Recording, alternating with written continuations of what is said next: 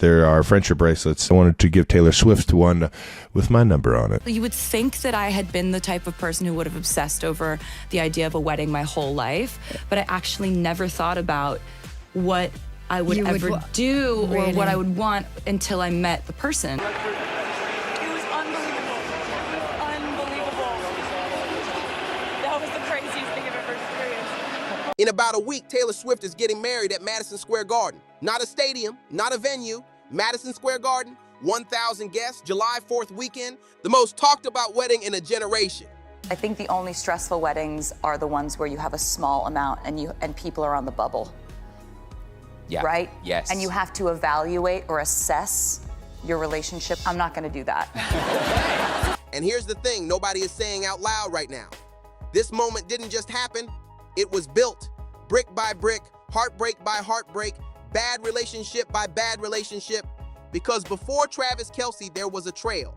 A long, painful, very well-documented trail of men who didn't deserve her, didn't fight for her, or flat out took advantage of her. And every single one of them, whether they meant to or not, led her exactly here. So today, we're telling that story. The real story. Not the tabloid version, not the gossip version. The one that makes July 3rd feel like the ending of a movie you've been watching your whole life. This is every man who broke Taylor Swift's heart and how they all made Travis Kelce possible.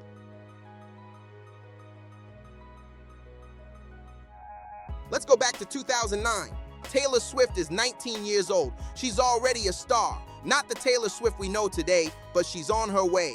Grammy nominated, selling out shows. The world is just starting to understand what she is. And John Mayer is 32. Now, if you don't know John Mayer beyond the guitar solos, let me paint you a picture. He had a reputation even then, a well-earned one, for dating very young women, for being charming in a way that felt like a trap, and for walking away clean every single time while the other person picked up the pieces. Taylor met him through a musical collaboration.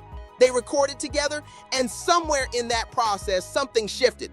And a 32-year-old man started a relationship with a 19-year-old girl who was just stepping into her own. That age gap isn't just a number. 13 years when one of you is barely an adult is a different universe. She was still figuring out who she was. He knew exactly what he was doing. It didn't last long, it never does with men like that. And when it ended, Taylor did what Taylor does. She went into the studio. What came out was, "Dear John, don't you think I was too young to be messed with?" The girl in the dress cried the whole way home. That's not poetry for the sake of poetry. That's a 19-year-old girl describing what it feels like to be used by someone who had no business being in her life in the first place. And what did John Mayer do when that song came out? He went to Rolling Stone and complained, said it made him feel terrible, said he didn't deserve it, said it was a really lousy thing for her to do. That it's about John Mayer, but she's hinted at it enough and dropped enough clues in her liner notes and things that I think it's pretty certain who it's about. A grown man, embarrassed by a teenager's diary entry about how he made her feel. She was 19, he was 32, and she's the one who did something wrong? But here's what that relationship gave her that John Mayer never intended to give her. A voice for every girl who'd ever been taken advantage of by someone who should have known better. Dear John didn't just make Taylor Swift famous. It made her trusted. It made millions of young women feel seen.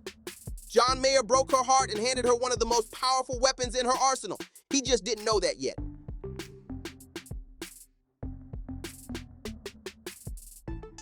A year later, 2010, Taylor is now 20 years old and she meets Jake Gyllenhaal. Jake Gyllenhaal in 2010 is a different kind of problem than John Mayer. He's not predatory in the same way, he's just careless with other people's feelings in the way that very attractive, very successful people sometimes are when they've never really had to try. He was 29, she was 20.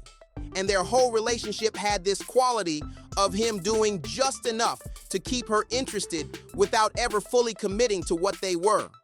He flew her in on a private jet for a date, $160,000 reportedly, just to bring her to him. And she fell for it. Of course she did. She was 20. She was romantic. And this man was going all out. 4 months later, he broke up with her over text. Let that sink in for a second. $160,000 private jet, a text message goodbye. And once again, Taylor went into the studio. What came out of that relationship became the entire Red album. But the centerpiece, the song that Swifties still lose their minds over to this day, was All Too Well. The Red album in its entirety was sort of like a heartbroken person, right? And you had so much better of an experience recording it this time. So what would you then say to that Taylor who wrote all those songs? I would say that's gonna happen. Like there's hundreds of people singing the words. 10 minutes. 10 minutes of the most detailed, devastating account of a relationship falling apart that pop music has ever produced. She remembered everything. The scarf left at his sister's house. The way he looked at her like she was someone he used to know. When she re-released the 10-minute version in 2021, Jake Gyllenhaal couldn't leave his house without getting swarmed. A song she wrote at 21 destroyed his public image a decade later. Not because she planned it that way, because it was just that true. But here's what nobody talks about with the Jake Gyllenhaal chapter. All Too Well didn't just hurt him, it healed her. And it healed every person who ever listened to it. That song is 10 minutes of proof that Taylor Swift doesn't suppress what she feels. She doesn't minimize it. She doesn't pretend it didn't happen to keep the peace. She remembers, and she writes it down. That quality, that refusal to shrink herself to protect someone else's comfort, is exactly what makes her the woman Travis Kelce gets to marry. And Jake Gyllenhaal sent a text message and accidentally helped build her into her. Now we get to the one that really should have been it. Joe Alwyn, British actor, quiet, private. The complete opposite of the flashy chaos of her earlier relationships. They started dating around 2017 after the Reputation era.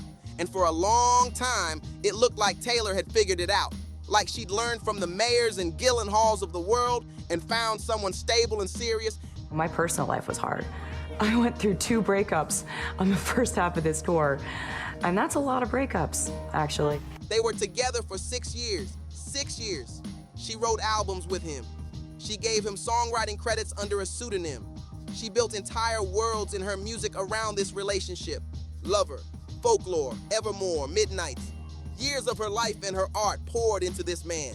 Fans thought they were going to get engaged. The rumbles were everywhere. And Taylor, for the first time, seemed to want a quiet life with someone. No drama, no spectacle, just a real relationship. And then in early 2023, right as the Eras Tour was launching, it was over. The reason that leaked out? He wasn't fighting for the relationship 6 years, and he wasn't fighting for it. She even put it in the music. There's a vault track called You're Losing Me that she held back. And when it finally came out, the lyrics stopped people cold. I wouldn't marry me either.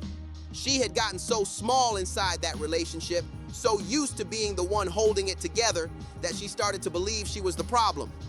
That is what 6 years of someone not choosing you does to a person, even someone as strong as Taylor Swift. Joe Alwyn wasn't cruel in the way John Mayer was. He wasn't careless in the way Jake Gyllenhaal was. He was just absent. Present in the room, but not really there. And that kind of quiet, emotional unavailability is its own kind of damage. The Tortured Poets Department came out of that wreckage. Her rawest, most interior album. As a songwriter, there are times when you are working harder to find the inspiration. And then there are those random instances where all you have to do is grab. A woman processing what it means to give everything to someone who was never going to give it back. And after 6 years, she walked away. Quietly, no drama, just done. She didn't know it then, but she was clearing the runway. Summer 2023. Taylor Swift is in the middle of the biggest tour in music history. The Eras Tour is breaking records before it even hits its stride. She is arguably the most famous woman on the planet. And Travis Kelce, 3-time Super Bowl champion, one of the greatest tight ends to ever play the game, goes to her concert in Kansas City. He made a friendship bracelet with his phone number on it. He wanted to give it to her backstage. He didn't get the chance. If you're up on Taylor Swift concerts, there are friendship bracelets. I wanted to give Taylor Swift one with my number on it. All right now. Ooh, yeah. Your number's in 87 or your phone number? You know which one. So he went on his podcast, New Heights, with his brother Jason, and he told the story publicly, openly.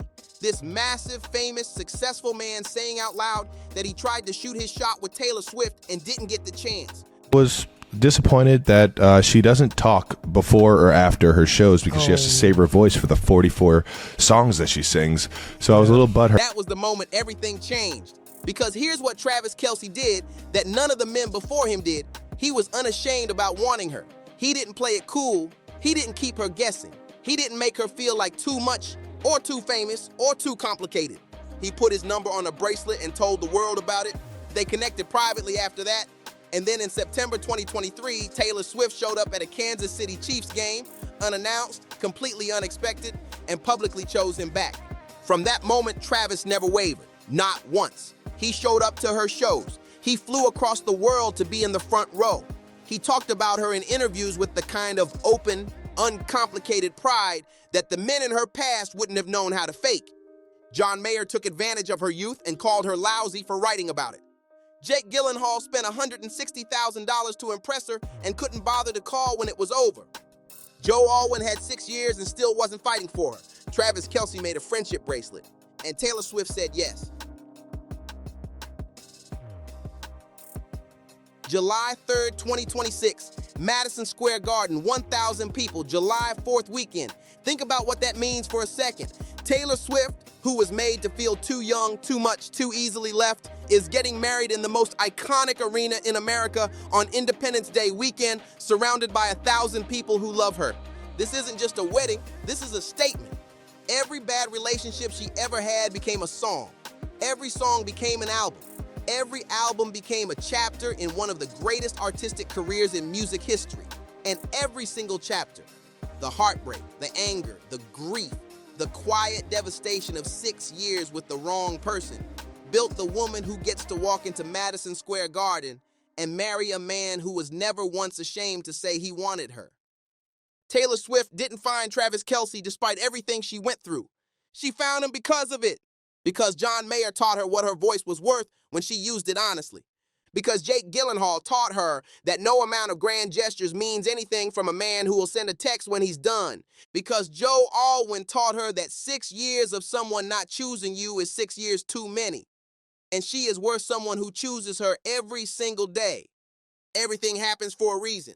And the reason all of it happened, the Dear Johns and the All Too Wells and the Tortured Poets, is so that when a 6'5" tight end made a friendship bracelet and told the world he wanted to meet her, Taylor Swift was finally ready to say yes to the right one. July 3rd can't come fast enough. If you're a Swiftie watching this, drop a comment. Tell me which era of Taylor's music helped you through your own version of this story. Because if there's one thing we know about Taylor Swift fans, it's that you've lived these songs too. Subscribe if you're new. There's a lot more where this came from.